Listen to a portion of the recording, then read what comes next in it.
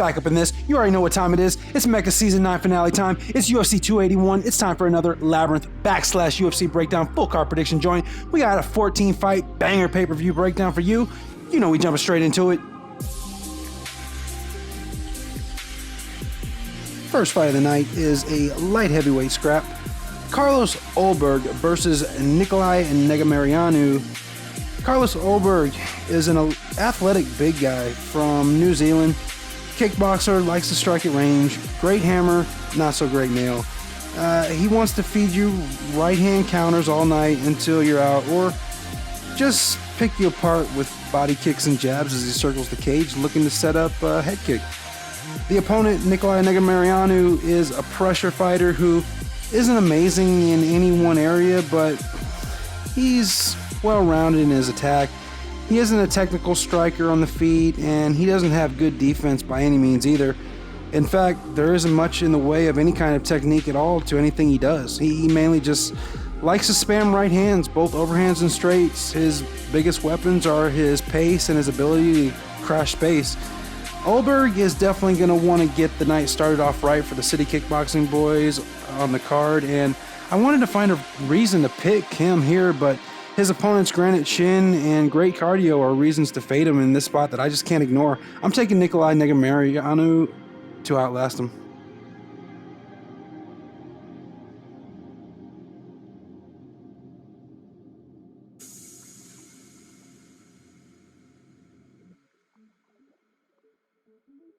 All right, up next, we got Julio Arce versus Montel Jackson.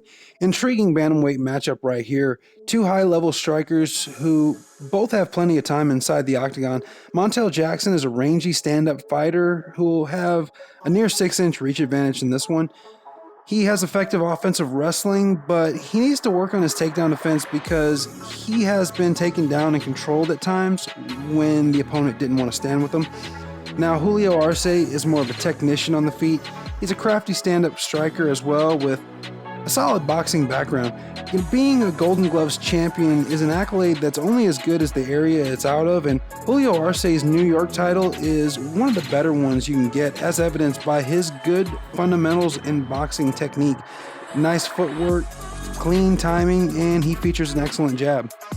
I think that both these fighters tend to let their right hands drop a bit when throwing the straight left, but in terms of offensive defense, I have to give Julio Arce the advantage there because it appears to me that Montel Jackson has fallen in love with his power a little too much. You know, he even drops his left hand whenever he throws the jab. He'll want to tighten that up against a guy who has as good of a right hook as Arce does. Oftentimes, in a southpaw versus southpaw fight, a big factor will be who has the better leg kick game, and I have to give Julio Arce the edge there too. So maybe an unpopular pick, but I'm going to take the dog shot on Arce here. I like his strength of schedule, and I like that he's the more defensively responsible of the two. Give me Julio Arce.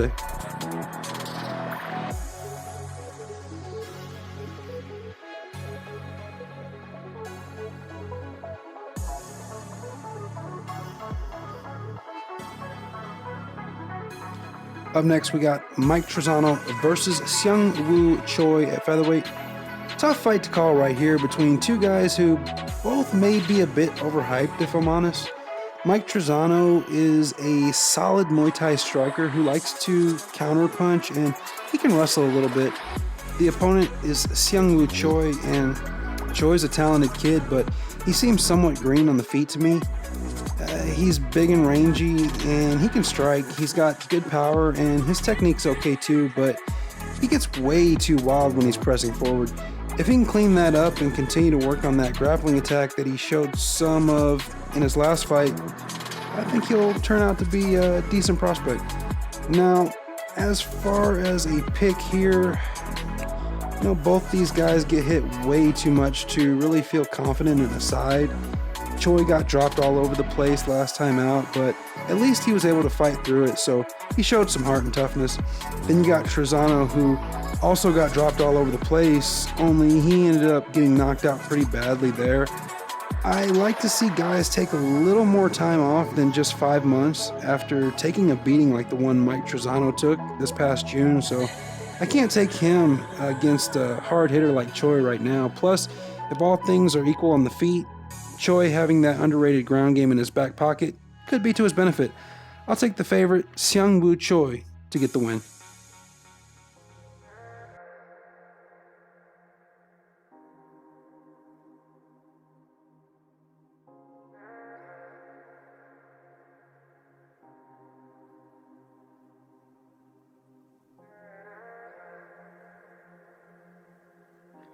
All right, up next, Karolina Kovacevic versus Silvana Gomez Juarez. Now, this is one of those low level women's fights that you're not going to want to have much exposure on. Karolina Kovacevic is your standard point fighter. She's been around forever, so she'll have the experience edge. She has crisp 1-2s and some side to side movement. Not much in the way of power in her hands, but she can play a numbers game with her volume. Now, other side, Silvana Gomez Juarez is a chick who wants to stand and trade. She's got heavy hands for the division, so KK would be wise to look for the takedown. Juarez isn't much of a kicker. She mainly just stays with her boxing, so she shouldn't have to worry about getting a leg caught and getting taken down that way. I don't know. I think the combination of KK not having the best chin and Juarez's power punches is going to spell disaster for KK. Not a high confidence spot at all for me, but I got Silvana Gomez Juarez.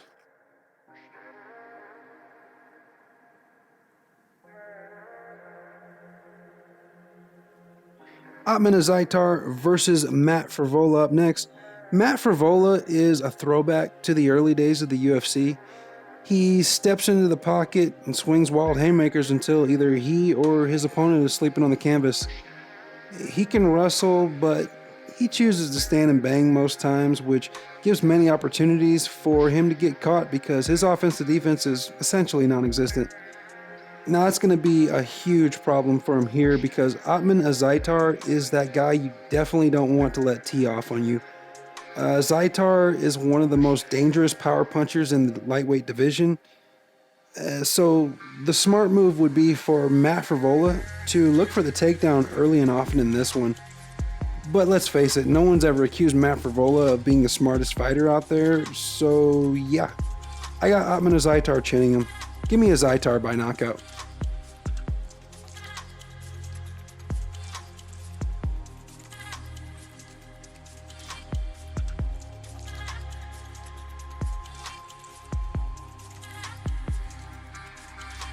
Middleweights up next, Andre Petroski versus Wellington Turman. I've gone back and forth on this one the most of any on the card. That's because when taping this fight, you'll find glaring weaknesses for both guys here. Andre Petroski is basically a poor man's Julian Marquez, just with better wrestling. On the feet, he's unpolished. He wastes way too much energy swinging wild haymakers with little to no technique nor timing. His footwork isn't great, and his cardio leaves a lot to be desired. If he can take the guy down, then he looks a lot better as he does have a pretty solid grappling game. But he looks to be a wrestler at heart, and wrestlers don't like to be on their backs at all. Wellington Turman on the other side is certainly going to be trying to put him on his back though. Turman is a BJJ guy who always wants to fight on the ground. But with that said, his wrestling isn't very good, and neither is his takedown defense, but he doesn't mind playing a guard game like he did in his last fight. I think the line is way off here, so if you're betting Turman, I definitely don't mind that as a value play. For me, though, I have to stick with my gut feeling here, and that's telling me that Turman, whilst pursuing the takedown, is going to inadvertently give Andre Petroski the fight he's hoping for. I've seen Wellington Turman make some costly mistakes in fights, and I think he may be a bit chinny as well. I see there being plenty of opportunities for Petroski to bust Turman up on the ground in this fight, and I think it's going to add up to a stoppage win for him. Give me Andre Petroski.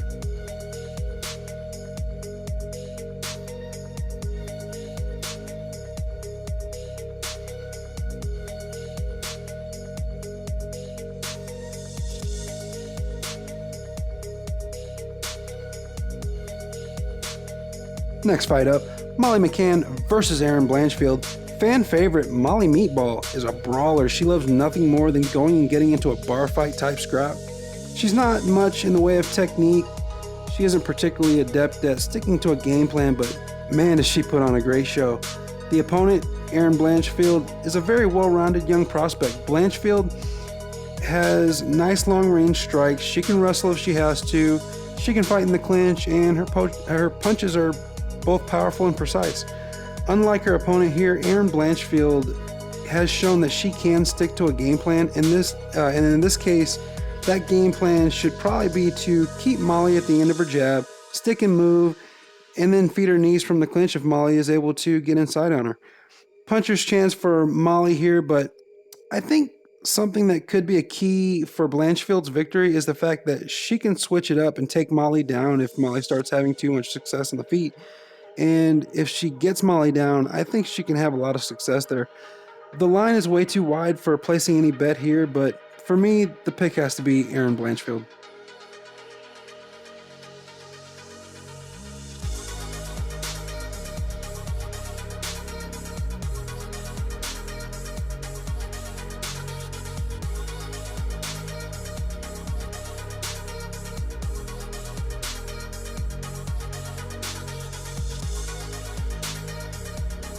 Next fight is Dominic Reyes versus Ryan Spann, and there isn't really too much that needs to be said about this one. You either think that Reyes is going to outclass Ryan Spann, seeing as how Reyes has fought the much higher level of competition, or you believe that Reyes' chin is gone after getting flattened by Yuri Prohaska, and Ryan Spann is just going to drop a bomb on him, knocking Reyes into next week. Now, Ryan Spann, he's a powerhouse. Big man who likes to load up on the straight right, and he also has a sneaky submission grappling attack. Dominic Reyes is a tricky southpaw who likes to keep the fight standing. He's got decent countering ability, and he has fought most of the best guys in the light heavyweight division. Fight breaks down pretty simply for me. Reyes should use his good takedown defense to keep that fight on the feet and look to pick Spann apart with straight shots all night long. Of the two, Reyes has the better footwork, so he should have no problem staying to the outside foot position. If he can avoid the big shot, he should cruise here. Dominic has been KO'd in his last two fights, so I can understand if anyone's taking a shot on Spann inside the distance, but I'll take Dominic Reyes. My money's on him.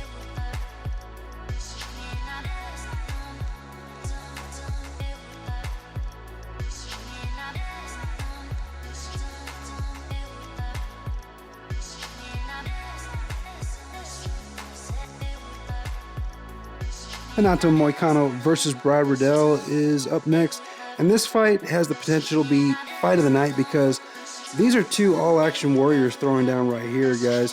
Renato Moicano is one of the toughest and most well-rounded dudes on the roster. Great Muay Thai, excellent wrestling and jiu-jitsu, and a huge heart. Renato Moicano, no matter how bad things are going, the guy just never stops. You have to really put him out if you're going to stop him. And as for the opponent, well, what more can I say about Brad Riddell that I haven't already said in the breakdown for his last fight? Of course, he did lose that fight, but I did say Jalen Turner is a killer, so I could be wrong, and I was wrong, so my bad. It still doesn't change the fact that Brad Riddell is a very tough, skilled fighter. He's got great hand speed, head movement, and timing. Also, his takedown defense is pretty decent as well. In this matchup, it could come down to a battle of wills, but since they're relatively even there, I think a big factor will be Brad's speed advantage here. Moicano does his work slower and more methodically, and since Riddell has such good timing too, Brad should be able to cut him off at the pass in most engagements. Moicano should be looking for the takedown in this one, but I like Brad to keep it standing and score. Give me Brad Riddell.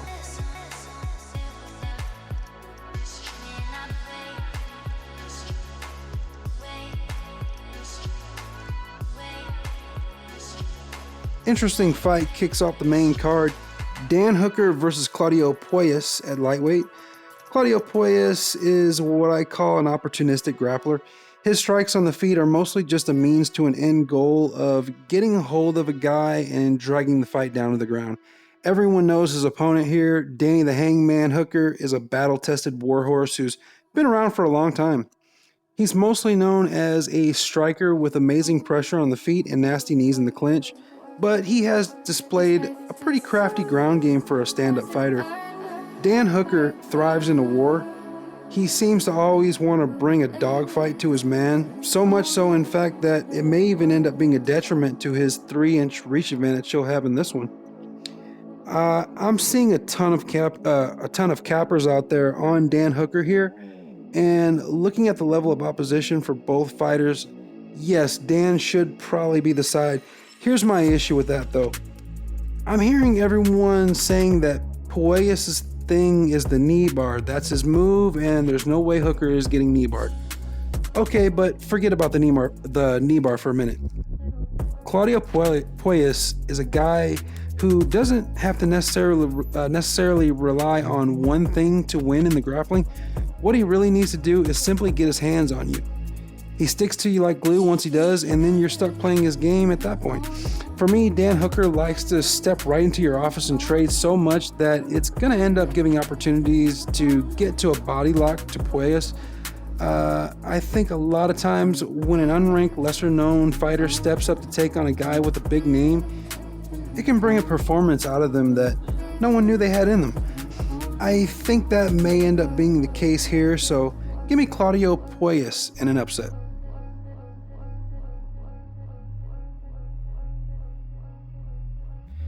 All right, the legend Frankie Edgar versus Chris Gutierrez up, and this is to be the last ride in the storied career of Frankie Edgar.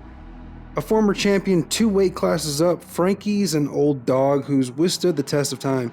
He has been one of the top wrestler boxers in the sport for seemingly decades now. He has excellent footwork, fast feet, and a high volume of attacks. Edgar has used his endless cardio and his wrestling pressure to subdue some of the best fighters in the world, and even now in his 40s, he can still maintain a great pace. The opponent, Chris Gutierrez, is a dynamic striker with decent hands and tremendous kicks to the body and legs. Gutierrez has some of the nastiest low calf kicks in the game, and you'll want to use them here to effectively slow down the wrestling and movement of Edgar. I think Chris Gutierrez, his main focus in this fight should be working to return to the feet if and when he gets taken down. If he can bring a good get-up game with him into this one, he should be able to accumulate enough damage on Edgar to get the stoppage or decision win. Frankie Edgar, he was one of my favorite fighters when I first got into MMA over 15 years ago.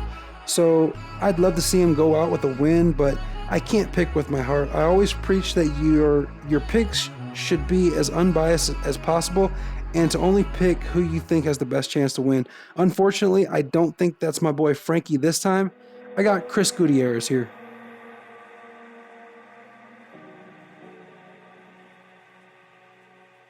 Should be the banger of the card right here. Dustin Poirier versus Michael Chandler. We got an open stance fight here between two of the grittiest and most skilled dogs in the sport. Now, when I say it's an open stance fight, I mean it's southpaw versus orthodox, and this will be an all-time great battle of lead foot position. Whoever gets their lead foot to the outside of the opponent's lead foot, of course, having the backhand power shot advantage. Now, I say that because both of these guys have amazing footwork and timing, so it'll be a real treat for fight fans to see who will be able to technically work their striking offense more effectively. Dustin Poirier, you can call him a technical brawler. Grizzled UFC veteran with fantastic boxing and big power in his hands. He thrives in a dogfight, but he can also use more polished technique, fight smart, and score points if he needs to. He has great fight IQ, is highly efficient going from offense to defense, and he's a decent grappler. The opponent, Michael Chandler, is a quick, powerful wrestler who likes to chuck heavies. He has nice movement on the feet, and he possesses a very nasty overhand right. One thing to note about Michael Chandler, though, is his offensive defense is a bit lacking since he commits with such huge power shots. He tends to leave his chin up and vulnerable to counters. Also, he drops his left hand when he throws the big right, so Dustin Poirier's check right hook could potentially be a devastating weapon for him. I see someone getting knocked out in a brawl like this, and if it goes later into the rounds, it will be easier for Dustin Poirier to get to the outside foot as Chandler slows down. So I gotta take Dustin Poirier to get it done, and I think he stops him late.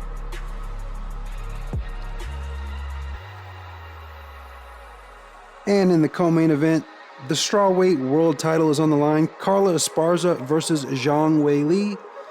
The champion, Carla Esparza, is a women's pioneer of the sport. She's been one of the best wrestlers going for many years. She's had wars with Rose Namajunas. Well, at least one war with Rose anyway. She's fought all over the world. There really isn't much she hasn't seen inside the octagon. Everybody knows Carla's main plan of attack in every fight is always to wrestle and work her heavy top game control. If she's not able to do that in this fight, well, she's got problems because she's facing a little beast this time out. Zhang Weili is a nightmare for girls to deal with when they're standing in front of her. She's fast, she's got dynamite in her hands, and she can unleash a flurry of punches so fast it'll make your head spin. Funnily enough, she's going to be trying to literally spin the jaw of Carla Esparza, and I think she may just be able to. Zhang has been taken down before, but it was by ladies who were a lot bigger and more powerful than Esparza. Yes, technique can trump strength in wrestling, but Zhang Weili is no slouch on the ground either.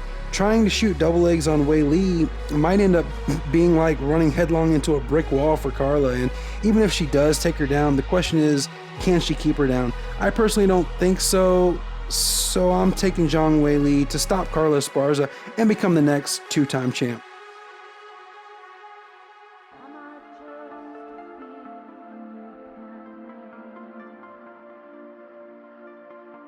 And finally, we got the main event. Israel Adesanya versus Alex Pereira in a grudge match for the ages in what will be the highest level striking fight the sport of MMA can put on. Middleweight champion Israel Adesanya will be seeking revenge against the man who defeated him twice in kickboxing. Alex Pereira was able to knock Adesanya out cold in their second meeting in 2017, but keep in mind that both fighters are now much different animals than they were 5 years ago. Pereira has made vast improvements to his overall striking arsenal and varied his shot selection greatly. Meanwhile, Adesanya is a much better tactician when attacking now. He has improved his clinch game and he has made drastic improvements to his offense to defense and fight IQ. Alex Pereira's greatest weapons here will be his sharp, powerful punches. He's an absolute tank of a man with a laser-guided missile for a right hand and a brutal left hook that Izzy knows all too well. But what he really likes to do, though, is throw a barrage of nasty hooks around your guard to shell shock you with his reach advantage that he's going to have in most all his fights. There's an old adage that goes, you don't hook with a hooker. And so Adesanya would be wise to shoot straight shots to beat Alex Pereira to the spot when he goes wide here. A massive advantage that Izzy will have in this one will be his foot speed, and he should use it to exit out at an angle after scoring instead of staying in the pocket where he'll be in danger of eating another Pereira counter hook that ended his night early last time.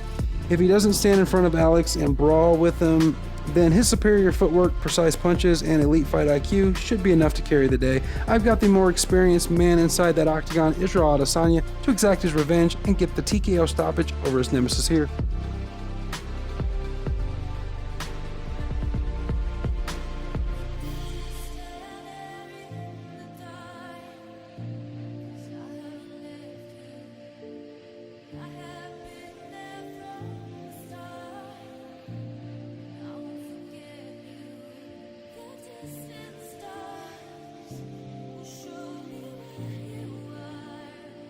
All right, so that wraps up the breakdown, guys. And if you made it this far, massive shout out to you. You know, content creators put a lot of work into this stuff, man, but it would all be for nothing if it wasn't for viewers like you. Now, I know I'm getting this one out pretty late here, but that's because I've been focusing on Mr. Arkansas's Mecha 9, the Ghost Protocol season, and somehow, some way, I've made it into the finale, and I'm trying to take home my first Mecha World Championship. Shout out to my opponents on Saturday night. You know who you are. Cage My IQ, Hector Rodriguez, Chris the Bipolar Jedi, and Bab329. Listen, you boys, you've had a nice run, but it's my time now, guys, so no hard feelings. And if you don't know what the Mecca is, I mean, what are you doing with yourselves? Get your ass over to Mr. Arkansas's channel and check that out right now. Don't forget to smash the like and subscribe. Check out the big homie 2 Cents doing his thing over on Just My 2 Cents on YouTube. And as always, be sure to subscribe to Mr. Arkansas on YouTube for the craziest live streams and the very best MMA prediction competitions. Thanks so much for watching, and I'll catch you on the next one.